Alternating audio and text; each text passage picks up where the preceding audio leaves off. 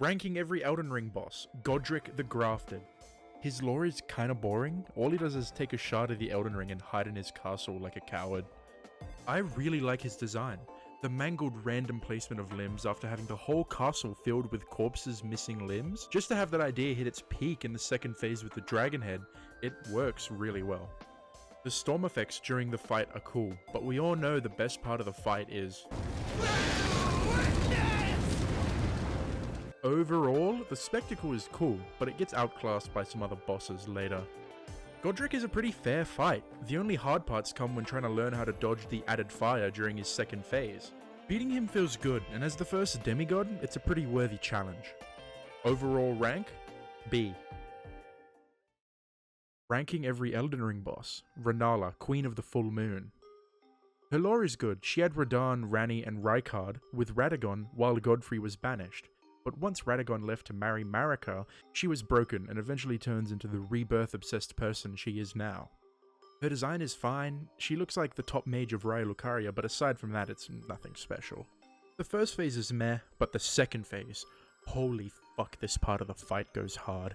The massive moon, the infinite dream lake, Rennala becoming a battle mage and actually using offensive spells, it's fantastic. The first phase is a joke. Not fun to overcome at all. Her second phase though, that's where it gets fun. Not only dodging the magic, but dealing with the summons as they come and overcoming it feels nice, especially so if you play a pure mage against her. My overall rank is B.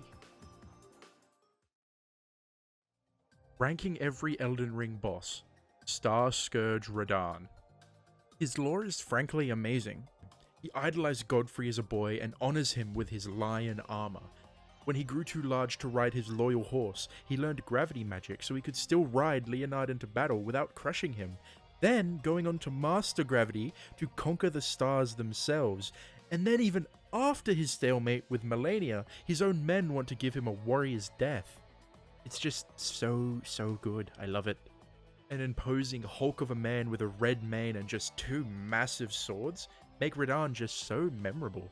Running up with all the summons and dodging his arrows in this battle-scarred field, then actually fighting him as his gravity magic becomes more and more powerful as you whittle him down, just for it to crescendo as he turns himself into a fucking meteorite? It's fantastic.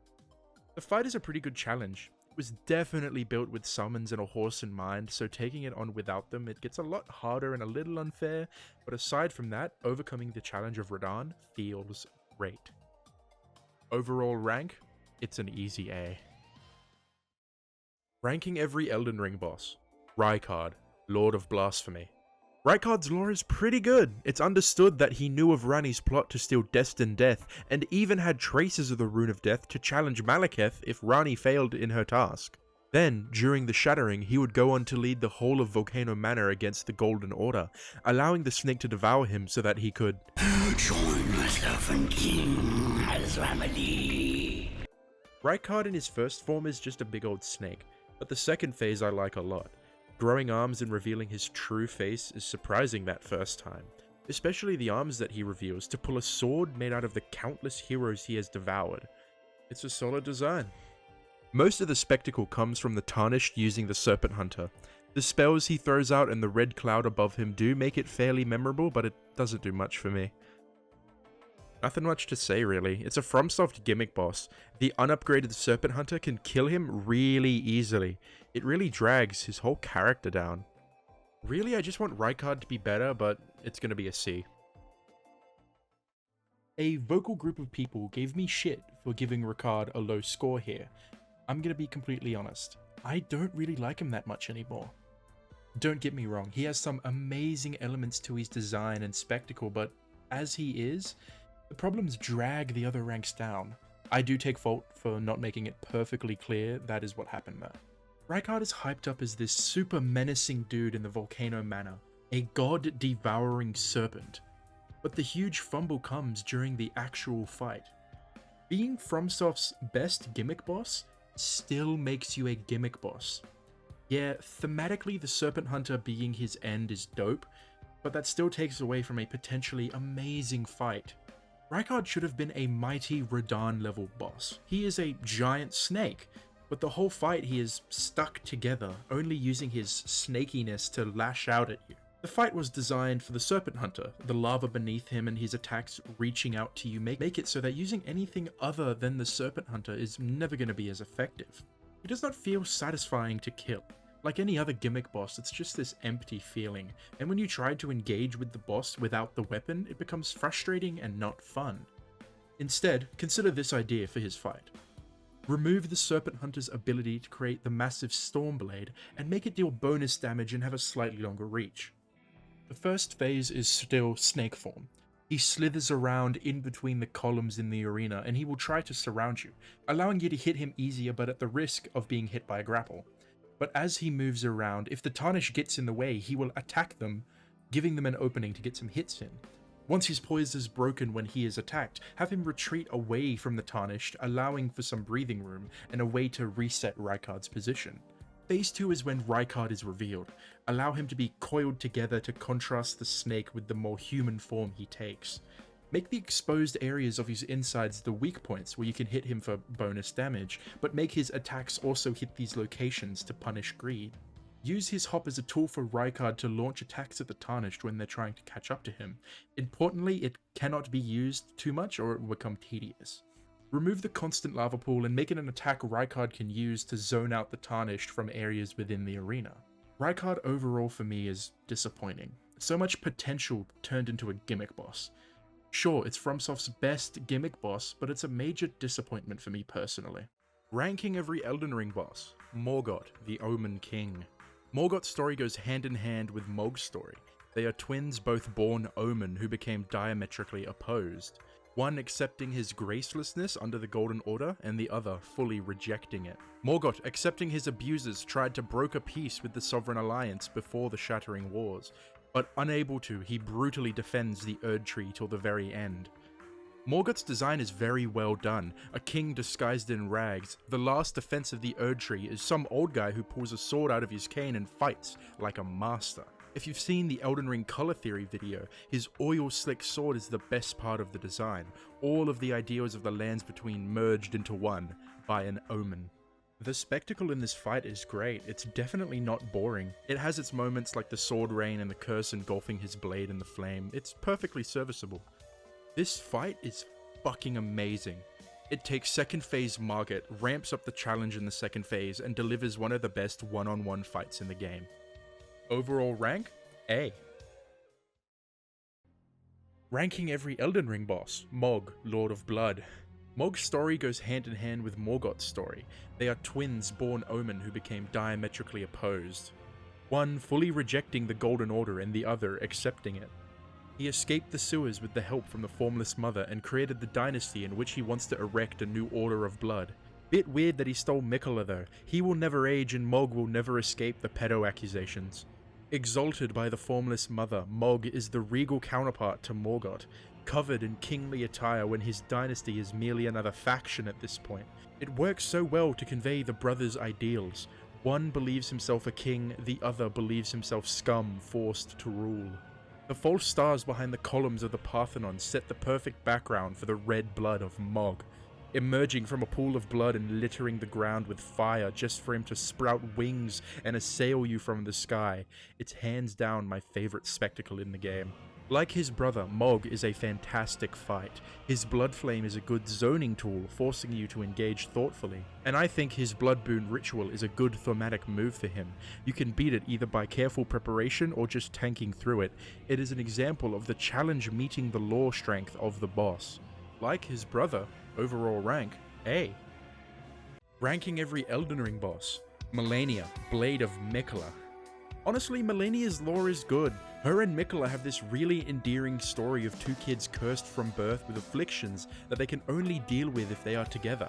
Miquella protected by Malenia, Malenia's rot slowed by Miquella's creations, and once Miquella was stolen, Malenia fell into her rot. I like the design of her armor. The Valkyrie aesthetic fits perfectly into her character, but her second phase where she evolves into a goddess of rot, it definitely elevates it from just being someone in armor to a very solid design. The arena is arguably the coolest part of the fight. The second phase does bring in rot effects that look really cool, but overall the spectacle is just average. Melania had the opportunity to be one of the best fights in Elden Ring. She is similar to bosses like Lady Maria, Sister Fried, or even Ishin. But the major problem with Melania is that heal mechanic. It works on summons and on block. Frankly, it's overtuned and unfair. Waterfowl Dance is another problem with her. It can be dodged with super precise timing, but it needs to have a longer windup and it would be a lot more fair. High overall rank. C. Melania's video definitely struck a nerve for some people. While there were some who could voice why they thought I was wrong in a manner that did not boil down to skill issue, the majority of the comments were people who believed the only reason I gave her a low rank was because I could not beat her. Here's my full opinion on Melania, without the condensed down to 1 minute quick take that the video has. Melania is potentially the best fight in Elden Ring. It has the DNA and framework of a boss that is challenging but fair, visually and thematically stunning, and a super enjoyable fight. But as she is, a few rotten apples spoil the bunch. My two biggest problems stem from the artificial difficulty. Waterfowl and the heal are contributors to this. Melania really feels like FromSoft looked at her kit and added or increased the stats of those two things just to make her harder than other difficult bosses in the other games. Firstly, the heal. I'm not going to get into how narratively it makes no sense. The heal is only mentioned in the Great Rune and the reasoning is shaky at best. But FromSoft games thrive off their combat system. You have a HP bar and healing items. Said healing items are your mistake allowance, the amount of times you can fuck up and survive. No human is infallible. 99% of the fan base of these games will take hits during a fight. The most amount of punishment you will get for being hit is getting knocked out of your flow or being comboed, and a -1 to your mistake allowance. Melania's heal is greater than any boss in FromSoft's history, with the only counterplay being, don't get hit. Now we can see where the problem lies. A super tough boss that is guaranteed to heal a fairly large amount. This is a heavy punishment for what is a really common mistake. As for the summons and blocks, I'm fine with discouraging the use of summons, but gaining 100% of the heal on a summon is way too much, especially since they can spawn more than one helper in. If they wanted to make using summons suicide, just remove the ability to use them on her. It would make it a hell of a lot more memorable and unique. The last problem I have with the heal is the heal on 100% block. I get that they want to discourage shields, and accommodating for every build is an impossible task, but they drop the ball massively here. If she can heal from a completely blocked hit, what stops her from whacking the floor to gain all of her health back? Under a microscope, it completely falls apart. And on the point of accommodating for builds, Melania staggers really easily when not attacking. That means you can whack her around, but the moment she decides to hit you back, you are shit out of luck. Yes, you could dodge in time if you're not already in a combo and the end lag is short enough. This is a near unpredictable problem because of how inconsistent her poise is. So if you're running a dex build and you can't necessarily stagger that well, you will get fucked, while a strength build could be way more confident in their ability to safely knock her out. This would not be a problem if the heal was not there, but since it is, it ends up having this lopsided chart of you either hit her really hard and have it way easier, or you don't hit her hard enough and end up losing 2 to 3 combos worth of damage to her heal. The only counterplay is to not be hit. Every other boss that can heal has a way of preventing it from happening, by either countering them before it happens, or using the huge window to deal more damage to them than they can heal. Melania has none of that. If you make a mistake, you lose progress, and in a game designed to be super hard but fair, this feels like complete and utter shit. It feels slapped on to make it way harder than other bosses. It's all artificial and feels cheap. I don't have as much to say about Waterfowl. It is a really cool looking move and thematically it fits into Melania's flowing swordsman backstory. It's just a little overtuned. Having a super hard move like this is fine, but how it is now is just bad. The startup is really quick, the move lasts for years, and if the guide to dodging it involves intuitively knowing exactly where she will be and where exactly she will move to so that you can dodge it super precisely, it's never going to be a great move. Frankly, I would be fine with it without the heal. It is super intimidating, still dodgeable, and while you do take a lot of damage, at most, it is a tax on your mistake allowance. And if you have enough stamina, you can tank through it with a shield. With the heal, she just gains a shitload of health back if you mess up your dodge, or 100% block it with a shield. Every use takes away your progress if you are not 100% consistent with your dodges. If you even make the wind-up longer and the in-betweens longer, it would be so much better for the players who struggle with it now while still being hard and punishing. That is just how I feel about Melania. I've killed her over a dozen times at this point, and I just can't bring myself to enjoy the fight. Staples like Gale, Freed, Lady Maria, and Ishin will always be way more fun because they are balanced, but still really hard. They don't have added difficulty cheaply strapped onto them to make them harder. Ranking every Eldenring boss: Lich Dragon Fortisax. Brother to Lansax, Fortisax is an ancient dragon, a separate race of dragon that have control over lightning. Fortisax battled Godwyn the Golden, and even though the dragon was defeated, their fierce battle earned Godwyn the respect and friendship of Fortisax, who, when Godwyn's soul died on the Night of the Black Knives, he fought tirelessly against the curse that had consumed his friend, eventually being consumed himself. I like the design. The gold and black color scheme for the rocky textures that the ancient dragon have works really well. And the curse is very well embodied with those branches that are sticking out throughout his body. But the best part of the design is the lightning. It really adds to this already imposing nature really well. The arena itself being right in front of Godwyn's corpse is fantastic. The sky changes within Godwyn's dream, and this is one of the 2 places this skybox has seen, and it's beautiful. And the battle itself being this mixture of death-blight clouds and this constant red lightning everywhere, I love it. Not the hardest boss in the game, but one I look forward to. Once you know how to dodge the lightning AoE attacks and get the timing of the constant lightning strike, the fight is pretty enjoyable. The only problems I have with it are that sometimes it's a little hard to see with all the effects going on, and his HP is really low. Overall rank, B. Ranking every Eldenring boss: the Fire Giant. The Fire Giant's lore is nothing special. His people lived in the mountaintops, they were genocided and their god killed by Marika, and the last one was left alive to guard the forge off the giants. I love the design of the Fire Giant. Not only does the bright orange hair contrast to the white snow, but the Fell God's face is my favourite part, from the eye resembling the South Pole storm on Jupiter, to it just looking fucked up and weird. It's great. The fight taking place on a huge snowy field with the Erd tree in the background is fantastic, visually and narratively, but the whole second phase is stunning. The cascading bright orange fire bringing colour to the colourless snowy peaks. I like it a lot. The Fire Giant suffers from a bad case of Big Souls enemy, where up close it becomes harder to read what's coming next. While yes, the feet and the noise cues do tell you what he's doing, I can see why a lot of people get frustrated by it. And on repeat playthroughs, he becomes just another boring boss between you and an actually fun fight. Overall rank, C. Ranking every Eldenring boss: Dragon Lord Placidusax. The Dragon Lord doesn't really have that much lore, but what is there paints a picture of the first Elden Lord, who after the defeat of the dragons and his god fleeing, was left to wait between time. But little did he know, they would never return. Placidusax's design is phenomenal. The Hydra-like dragon, who in his prime seemed to have 4 heads and slight golden scales, became damaged and broken, now resembling the ruins that led up to him.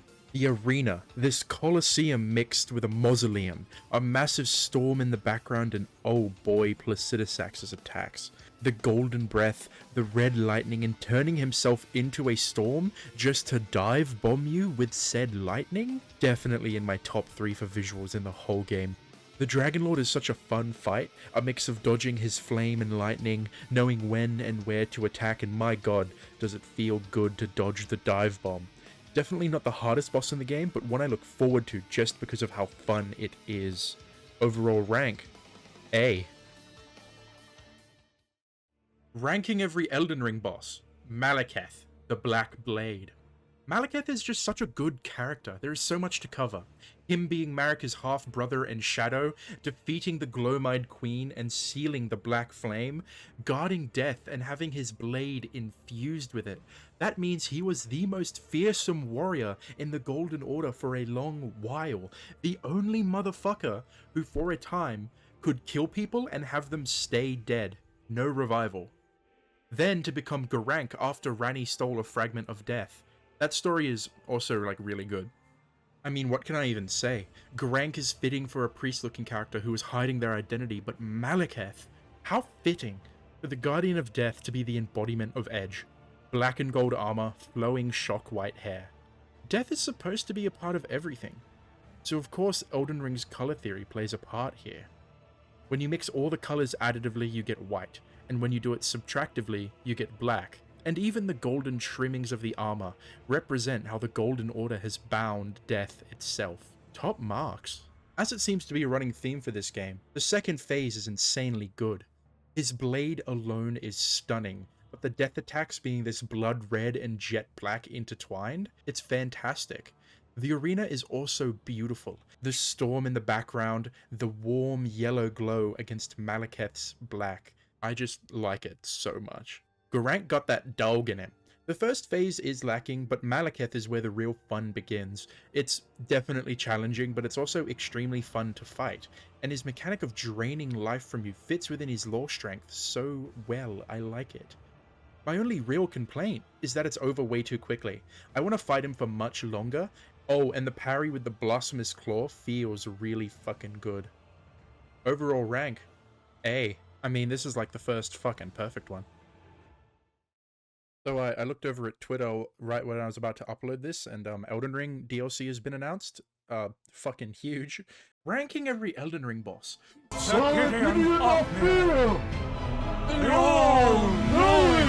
Gideon is such an interesting character. He tells us right at the beginning of the game that he wishes to become Elden Lord, and over the course of the story we come to realize just what Gideon has done to try to achieve this goal. And the detail of him following you around and using the spells from bosses you've killed, it's also just cool as hell. There's way too much to talk about Gideon, but I love his story a lot. Aside from just being a dude in armor, Gideon's armor stands out from the rest. The ears and eyes covering the entire armor set, and the staff being a hand holding the world, it's just really cool. Gideon is a mage, so of course his fight is going to be filled with spells, and depending on what bosses you've killed, it gets even more colourful and wild. I enjoy Gideon's fight. I wish it had more melee options, but as a fully realized mage, it's so fun. Each spell is something that you have to learn and dodge, and the combination fully tests that ability. Aside from the fact that Gideon has like 12 HP, and the first time you fight him, his speech is like so long that you can just fucking take half of his health off anyway. It's a pretty good fight. My overall rank, B. Ranking every Elden Ring boss.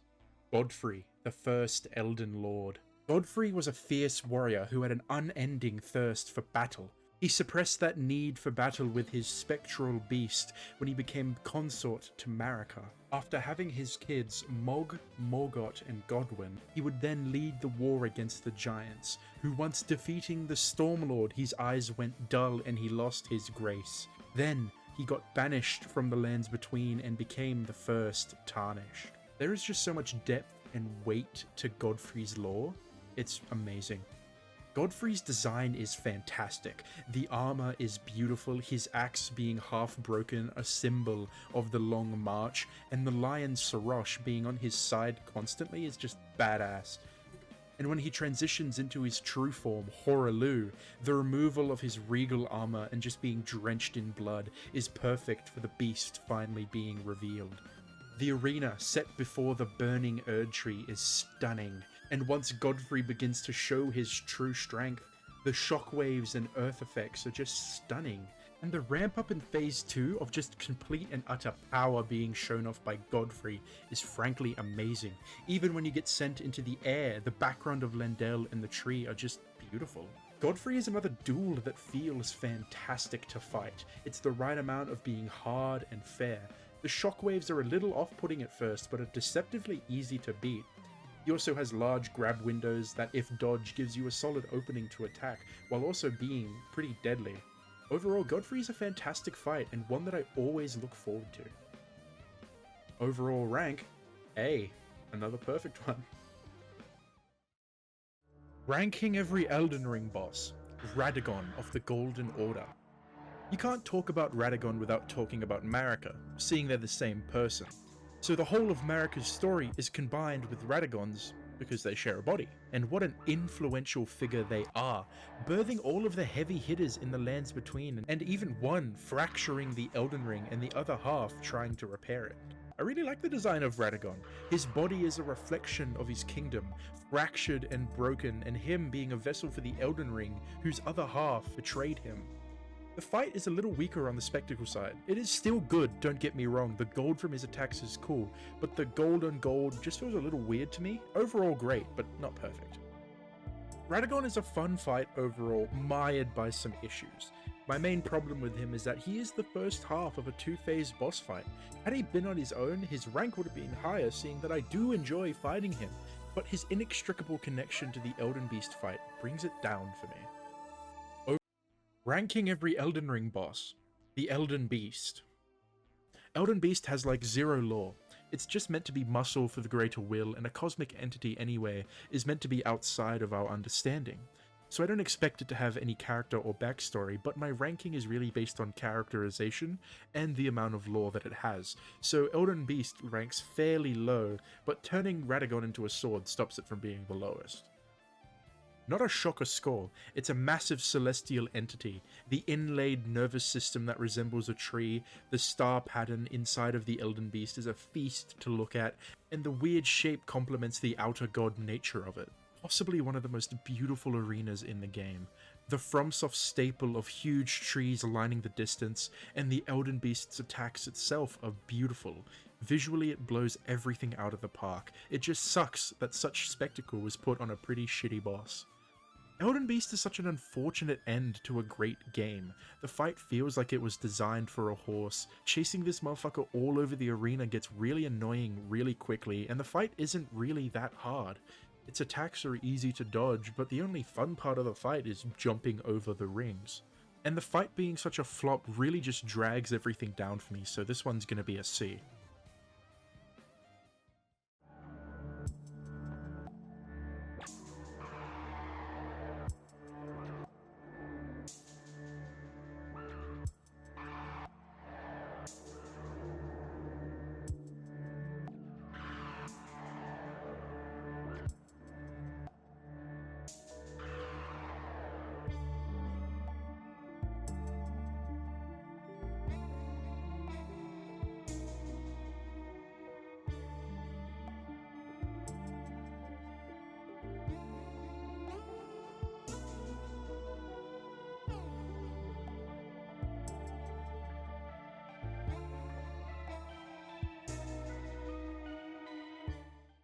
This video took a while to get out.